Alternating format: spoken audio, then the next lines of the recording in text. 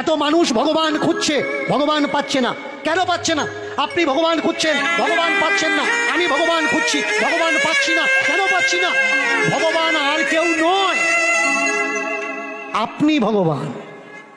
কেউ যদি নিজেকে খোঁজে, সে যেমন তাকে কখনো খুঁজে পাবে না, তেমনি কোনো ভক্ত যদি ভগবান খোঁজে, বাস্তবে সে কখনো পেতে পারে না।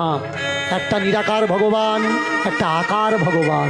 এই পৃথিবীর মঙ্গল যে করে সে ভগবান, জীব জগৎ জড় জগতের মঙ্গল যে করে সে ভগবান। আর এই জড় জগৎ জীব জগতের মঙ্গল আপনি করতে পারেন, আমি করতে পারি। আমি যদি না করতে পারি আর কারোর দ্বারা সম্ভব হবে না।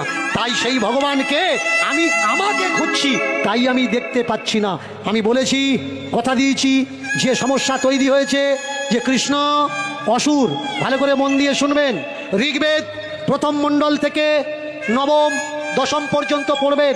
অসুর শব্দ কোনো খারাপ শব্দ নয়। কে অসুর দেখে নেবেন।